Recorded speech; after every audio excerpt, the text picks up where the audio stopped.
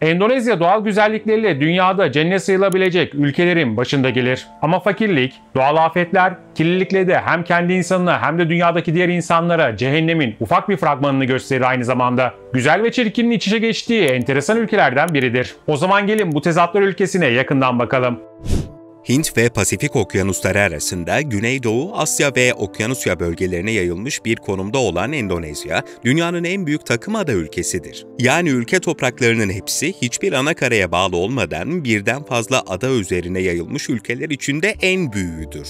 Aslında en fazla adaya sahip ülkeler sıralamasında 6. sıradadır. Fakat üzerinde yaşam olan en çok adaya sahip ülkedir. Örneğin 267 bin küsürle en çok adaya sahip olan İsveç'te bu adaların yalnızca 984'ünde yaşam vardır. 17 binden fazla adası olan Endonezya'da ise bu adaların yaklaşık 6 bininde yaşam vardır. Endonezya'nın ardından ikinci sırada olan Şili'de ise 2324 adada yaşam vardır. Nüfus olarak dünyanın en kalabalık adası da tabii ki Endonezya'ya aittir. Başkent Jakarta'nın da bulunduğu Java Adası'nda yaklaşık 150 milyon kişi yaşıyor. Ülkenin toplam nüfusu da 275,5 milyondur.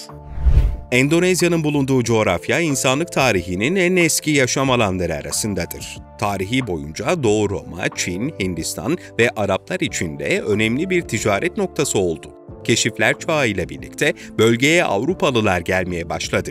Portekizliler 1511'de buradaki ilk kolonilerini kurdular. Daha sonra İngilizler ve Hollandalılar bölgeyi kolonileştirmeye başladı. Hollandalılar dünyanın ilk çok uluslu ve ilk hisse senedi çıkartan şirketi olarak kabul edilen Hollanda Doğu Hindistan şirketini kurdular. Hollanda Doğu Hindistan şirketi Endonezya'yı tamamen sömürmeye başladı. Şirketin 1800'deki iflasından sonra Hollanda hükümeti adalardaki kontrolü kendi üstüne aldı. Ülkenin adını da Hollanda Doğu Hint Adaları yaptı. Hollanda hakimiyeti 2. Dünya Savaşı'ndaki Japon işgaline kadar devam etti. Ağustos 1945'te Japonya'nın müttefik devletlere teslim olmasından 2 gün sonra Sukarno önderliğinde bağımsızlıklarını ilan ettiler. Aslında bağımsızlık hareketleri çok öncelerde başlamıştı. Sömürgecilere karşı tepkiler ve eylemler gittikçe artıyordu. 1928'de toplanan 2. Gençlik Kongresi'nde bugünkü ülkenin temellerini attılar. Kongrede Gençlik Andı adında bir yemin ettiler. Bu yemine göre ülkenin gençleri Hollanda Doğu Hint Adaları olarak bilinen bölgede ırk, din, dil veya etnik kökene bakılmaksızın tek ülke, tek millet ve tek dil Endonezya'yı inşa edeceklerdi. Japon işgali sonrası hedeflerine ulaşmış olsalar da Hollanda bu bağımsızlığı ilk başta tanımadı. Eski sömürgelerini tekrar kontrol altına almak için 2 hareket düzenlediler. Fakat ikisi de başarısız oldu. Bunun üzerine 27 Aralık 1949'da resmi olarak Endonezya'nın bağımsızlığını tanımak zorunda kaldılar. Endonezya Bağımsızlık Hareketi'nin lideri Sukarno aynı zamanda ülkenin ilk devlet başkanı oldu. İkinci Dünya Savaşı sonrası dönem, Amerika ile Sovyetler Birliği arasındaki Soğuk Savaşı'nda tırmandığı dönemde her iki taraf yeni müttefikleri kendi saflarına katmaya çalışıyordu. Sovyetler de o dönem kendileri dışındaki en büyük komünist partiye sahip olan Endonezya'yı yanına çekmek istiyordu. Hatta bunun için faaliyetler yürütürken ilginç bir olay yaşandı.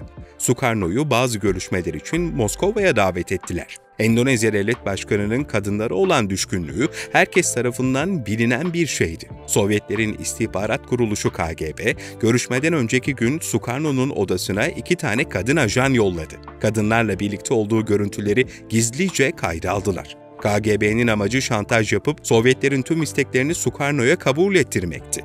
Kaset Sukarno'ya izlettirildi fakat izletme sırasında KGB yetkilileri şoka uğradı. Sukarno görüntülerden hiç rahatsız olmadı, hatta kasetin bir kopyasının da kendisine verilmesini rica etti.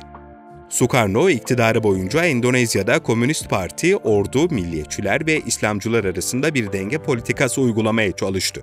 Fakat bu politika komünistlerin güçlenmesiyle bozuldu. Komünistlerin etki alanlarının giderek genişlemesi ve popülerliklerinin artması, başta Amerika Birleşik Devletleri olmak üzere tüm anti-komünist batılı devletleri harekete geçirdi. Ülke içinde artan siyasi çekişmeler ekonomiye büyük zarar verdi. Enflasyon %600 seviyelerine tırmandı ve halkın hayat şartları endişe verici şekilde kötüleşti. 1965'te ülkede büyük bir siyasi kriz patlak verdi. 30 Eylül Hareketi adı verilen bir grup komplocu subay bir darbe girişiminde bulundu ve birçok üst düzey askeri yetkiliyi öldürdü. Bu darbe girişimi Endonezya Komünist Partisi'ne atfedildi ve bunun sonucunda ülkede büyük çapta bir komünist karşıtı kampanya başlatıldı. Darbe girişimi sonrası Batı destekli General Suharto ordu içindeki etkisini artırdı ve Sukarno'nun yetkilerini kademeli olarak devralmaya başladı. Sukarno 1966 yılında Suharto'ya geniş yetkiler veren bir başkanlık kararnamesini imzalamak zorunda kaldı. Bu dönemde Suharto, eski düzene sadık olan güçleri tasfiye etmeye ve kendi kontrolünü sağlamlaştırmaya odaklandı. Bu tasfiyenin bir parçası olarak aynı yıl yüz binlerce insan idam edildi. Değişen kaynaklara göre rakam 500 bin ile 1 milyon arasındaydı. Amerikalı ünlü Time dergisi bunu Batı'nın yıllardır Asya'da başardığı en iyi haber olarak duyurdu. 1967 yılında Sukarno resmen iktidardan indirildi ve Suharto Cumhurbaşkanı oldu. Sukarno ev hapsine gönderildi, 3 yıl sonra da vefat etti. 90'larda Asya ülkelerinin ekonomileri sarsılmaya başladı, bundan Endonezya'da nasibini aldı. 1997'de tüm dünyayı da etkileyen Asya mali krizi, ülkede kitlesel protestolara ve Suharto'ya karşı siyasi baskılara yol açtı. Suharto 1998'de istifa etti ve Endonezya demokrasiye geçiş yaptı.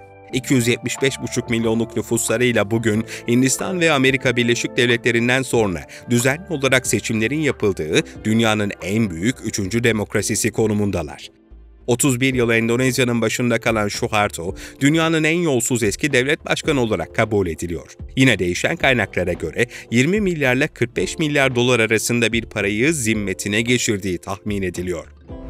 Endonezya sınırları içinde yaşayan 1300'ün üzerinde tanınmış etnik grupla dünyanın en çeşitli ülkelerinden biridir. En büyük etnik grup yaklaşık 95 milyon kişiyle Javalılardır. Javalılardan sonraki büyük etnik grup olan Sundalılar da yaklaşık 36 milyon nüfusa sahiptir. Malaylar ve Bataklar da diğer büyük etnik gruplar arasındadır. Tabii bu kadar çok etnik grup olunca dil olayı da çeşitleniyor. Ülkede 700'den fazla yaşayan dil konuşuluyor. Bu dünyada konuşulan dillerin %10'una denk geliyor. Papua Yeni Gine'den sonra dünyada en fazla dilin konuşulduğu ülkedir. Ülkenin resmi dili Malayca'nın standartlaştırılmış bir türü olan Endonezcedir. Ama ülkenin bazı yerlerinde resmi dili hiç bilmeyen insanlar yaşıyor. Ayrıca bu kadar çok dile bağlı olarak dünyada birden fazla dilde konuşabilen insanların en çok olduğu yerlerden biridir.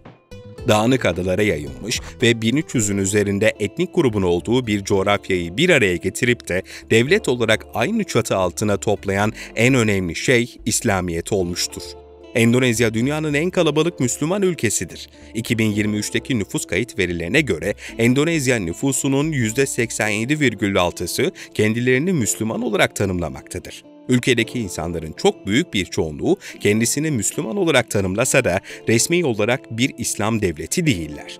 İslamiyet'in ülkeye gelişiyle ilgili birden çok teori olsa da genel kabul gören teori şudur. 13. yüzyılda Müslüman Arap tüccarlar bu takım adalarla sıkı bir ticaret ilişkisine girerler. Müslüman tüccarların adaletli yaklaşımları ve tasavvufun etkisiyle de bölgede İslamiyet yaygınlaşmaya başlar. Sömürge döneminin sonlarına doğru da yerel halkı bir araya getiren en önemli detaylardan biri olur. Endonezya bir doğal afetler ülkesidir. Bu konuda dünyanın en tehlikeli ülkelerinden biridir. Cennet gibi doğasında gerçekleşen bu doğal afetler insanlara yeryüzündeki cehennemi yaşatıyor. Ülkenin bulunduğu adalar, dünyanın en çok deprem üreten kuşağı olan Pasifik Ateş Çemberi içinde yer alır. Hatta Ateş Çemberi içinde yer almaları yetmezmiş gibi, 4 büyük tektonik plakanın da kesişim noktasında yer alırlar. Bu jeolojik özelliklerinden dolayı sınırları içinde yaklaşık 400 tane için yanan volkan var ve bunların yaklaşık 130 tanesi şu an aktiftir. Endonezya'da her gün irili ufaklı depremler yaşanıyor. Sık sık da şiddetli depremler yaşanıyor. Ancak 2004'te yaşadıkları deprem dünya tarihinin en büyük felaketlerinden biri sayılıyor. 9,3 şiddetindeki deprem bugüne kadar kaydedilmiş en büyük 3. depremdi. 230 binden fazla kişinin doğrudan ölümüne, milyonlarca insanın da yaralanmasına yol açtı. Dolaylı olarak da binlerce insanın açlıktan ve salgından ölümüne sebep oldu. Yaklaşık 10 dakika süren depremin etkileri dünyada da çok geniş bir coğrafyayı etkiledi. Bugüne kadar görülmüş en uzun süreli depremde tüm gezegen 1 santimetrelik hareketle yerinden oynadı. Deprem sonrası 30 metreye kadar ulaşan tsunami dalgaları Alaska kıyılarına kadar ulaştı. Hatta depremin merkez üssüne 4500 kilometre uzaklıktaki Somali kıyılarında tsunami nedeniyle 298 kişi hayatını kaybetti, 50 binden fazla kişi de göç etmek zorunda kaldı. Deprem tehdidinin yanında volkanik patlamalar, tropikal fırtınalar, seller ve toprak kaymaları da sık görülen doğal afetlerdendir. Zengin doğal kaynakları ve sürekli olarak büyüme gösteren ekonomisine rağmen Endonezya, dünyadaki en büyük gelir eşitsizliğine sahip 6. ülkedir. Örneğin bugün ülkenin en zengin 4 insanı, en fakir 100 milyon insanın toplamından daha fazla servete sahip. En zengin kesimle geri kalanlar arasındaki uçurum özellikle son 20 yılda daha da büyüdü. Zenginlerle fakirler arasındaki keskin fark ülkedeki yerleşim yerlerinde somut olarak kendisini gösteriyor. Örneğin başkent Jakarta'da gecekondu mahallelerinin hemen bittiği yerde başlayan lüks yerleşim yerlerini görmek çok olağan bir durum. Sokakları pislikten ve kalabalıktan geçilmeyen bir mahallede ilerlerken bir anda kendinizi temiz, güvenli, güzel evlerin ve arabaların olduğu sokakta bulabilirsiniz. Özellikle geri kalmış ülkelerin siyasetçileri saçma sapan, pratikte hiçbir işe yaramayacak ve gerçekleşmesi de mümkün olmayan açıklamalarıyla tanınırlar. 2020'de Endonezya'nın Kalkınma ve Kültür Bakanı Muhacir Efendi, ülkedeki zengin insanların fakirlerle evlenmesini tavsiye etti. Bu sayede ülkedeki fakirlik oranı azalacaktır dedi. Muhacir Efendi bu komik laflarına şöyle devam etti. Fakir insanlar sadece fakirleri ararsa ne olur? Elbette fakir ailelerin sayısı artar. Bu Endonezya için büyük bir sorun. Ayrıca Muhacir Efendi, İslam öğretisindeki evleneceğiniz eş konusunda seçici davranın. Dengenizle evlenin, kızlarınızı da emsalleriyle evlendirin sözlerinin de yanlış yorumlandığını ifade etti. Endonezya hızla artan nüfus ve plansız şehirleşmeyle birleşen yetersiz atık yönetim sistemleri nedeniyle ciddi bir çöp problemi yaşıyor. Bu problemi sadece kendileri de yaşamıyor, dünyaya da yaşatıyorlar. Çin'in ardından dünya okyanuslarına en fazla plastik atık yayan 2. ülke konumundalar. Özellikle Jakarta gibi büyük şehirlerde atık toplama ve geri dönüşüm altyapısının yetersiz olması, sokaklarda ve akarsularda büyük miktarda çöp birikmesine neden oluyor. Örneğin ülkedeki Brantas, Ciliwung, Citarum ve Progo nehirleri dünyanın en kirli 20 nehri arasında yer alıyor. Bu durum endişe verici şekilde bir çevre kirliliğine ve halk sağlığı sorunlarına yol açıyor. Ek olarak doğal yaşamı da tehdit ediyor. Endonezya'da plastik yaşamın bir parçasıdır ve her yerde bulunur. Ürün ambalajları ve plastik poşetlere ek olarak masa ve sandalye gibi günlük kullanılan eşyalar da genellikle plastikten yapılır. Çünkü bu fakir ve kalabalık ülkede birçok ihtiyaç ürünü ucuz olması için plastikten üretilir.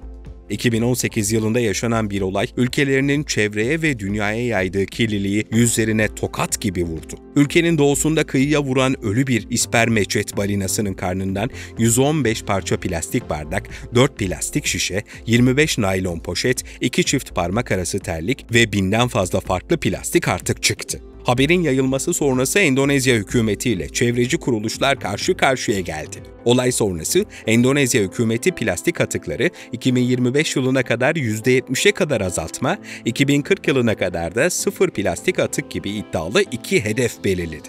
Ama kimse bu hedeflere ulaşabileceklerine ihtimal vermiyor.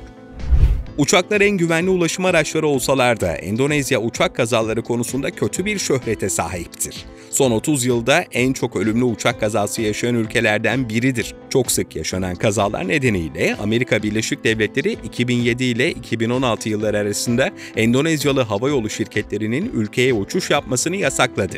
Avrupa Birliği de aynı yasağı 2007 ile 2018 yılları arasında uyguladı. Peki neden bu kadar çok ölümlü uçak kazası yaşıyorlar? Endonezya, 1990'larla birlikte dünyaya açılmaya ve liberal bir ekonomiye geçmeye başladı. Bu da havacılık sektöründe bir anda birçok özel şirketin faaliyet göstermesine yol açtı. Çünkü böylesine dağınık adalara yayılmış kalabalık bir ülkede havayolu şirketleri için büyük bir potansiyel vardı. Havayolu taşımacılığı hızla yükselse de ne ülkedeki havaalanlarının altyapıları buna müsaitti ne de bu talebi karşılayacak kadar kalifiye pilot ve teknik eleman vardı. Örneğin 2007 ile 2015 yılları arasında ticari uçuşlarda meydana gelen kaza ve olayların %74'ünde mürettebat hataları önemli rol oynadı.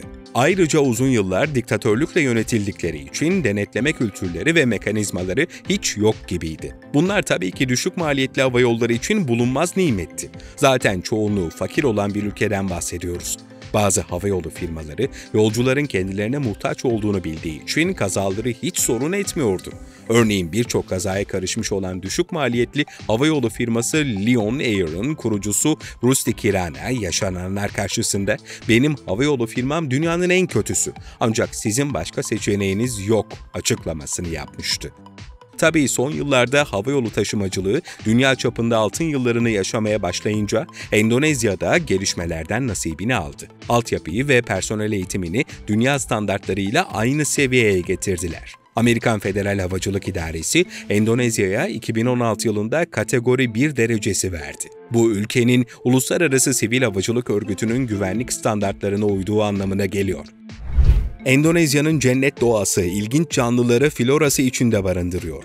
Bunlardan en dikkat çekeni ceset çiçeği olarak bilinen dünyanın en büyük tek çiçeğidir. Bir bitki olmasına rağmen fotosentez yapmayan, kökü ve yaprağı olmayan ceset çiçeği bu adını çürüyen ete benzeyen kötü kokusundan alıyor. Beyaz yasemin ve ay orkidesi ile birlikte ülkenin 3 ulusal çiçeğinden biri olarak kabul ediliyor. Ülkenin diğer dikkat çeken canlısı ise son yıllarda dünyaca ünlü olan komodo ejderidir. Dünyanın en büyük kertenkele türü olan komodo ejderi Endonezya'ya özgü bir türdür. Endonezya'yı son yıllarda dünya basınında gündeme getiren konulardan biri 2021 yılında çıkardıkları yasayla başkenti Jakarta'dan Nusantara'ya taşıma kararı almış olmalarıdır. Jakarta seneler içinde aldığı büyük göçler nedeniyle çarpık kentleşmeye maruz kaldı. Bu durum beraberinde çözülemeyen trafik sorunlarına getirdi. Ayrıca şehir sık sık doğal afetlere de maruz kalıyor. Tüm bunlara ek olarak Jakarta bataklık bir alanın üstüne kurulmuştur. Bazı bölgeleri bu sebeple deniz seviyesinin altındadır ve şehir her yıl ortalama 25 santim batıyor. 2050 yılına gelindiğinde Jakarta'nın 1/3'inin sular altında kalabileceği tahmin ediliyor. Ayrıca Java Adası'nın diğer adalara kıyasla daha fazla gelişmiş olması ülkedeki gelir adaletsizliğinin sebeplerinden biri olarak gösteriliyor. Tüm bunlar sonucunda Endonezya hükümeti başkenti taşıma kararı aldı. Yeni başkent ülkenin doğal afet riski en az olan adalarından biri Kalimantan'ın doğusunda 561 kilometrekarelik bir alanda inşa ediliyor. Bu yeni yerleşim alanı Endonezya'nın mevcut başkenti Jakarta'nın aksine doğal afetlere daha dayanıklı olacak şekilde tasarlanıyor. Nusantara sadece elektrikli araçların kullanıldığı çevre dostu bir şehir olarak planlanıyor. Eğer planlandığı gibi kurulursa Güneydoğu Asya'daki ilk yeşil başkent olma unvanını da kazanacak. Endonezya'nın ilginç canlılarından biri bir memeli türü olan palmiye miskerisidir. Bu sevimli yaratıkların ülkede ilginç bir kullanım şekli var. Yerel halk bu hayvanlara önce kahve meyvelerini yediriyor, sonra da dışkılarını topluyor. Çünkü palmiye miskerisinin dışkısını kahve çekirdeği olarak kullanıyorlar. Palmiye miskerisinin sindirim sisteminde bulunan kendisine özel enzimler kahve meyvelerini özel bir fermentasyona uğratıyor ve kahve çekirdeği olarak dışkılamasını sağlıyor. Bu da dünyadaki en pahalı ve en az üretilen kahveyi ortaya çıkarıyor. Kopi Luwak olarak bilinen kahve dünya çapında büyük talep görüyor. Bu ilginç kahve türü Endonezya'nın tarihinde önemli bir rol oynamıştır. Hollandalı sömürgeciler döneminde keşfedilen bu yöntem, yerel halkın kendi topraklarında yetiştirdiği kahveye ulaşamaması üzerine ortaya çıktı. Hollandalılar yerlilere kendi kahve meyvelerini toplamalarını yasakladıktan sonra yerliler mis kedilerinin bu çekirdekleri yediğini ve dışkıladığını fark ettiler. Bugün dünyanın en pahalı kahvesi olan Kopi Luwak bu nedenle başlangıçta fakirlerin kahvesi olarak biliniyordu. Endonezya o kadar ilginç bir ülke ki öne çıkan bilgilerin hepsini anlatmaya kalksam video bir bu kadar daha sürer. Eğer bu videoya 3000 beğeni gelirse kalan maddeleri Part 2 olarak hazırlayıp paylaşacağım.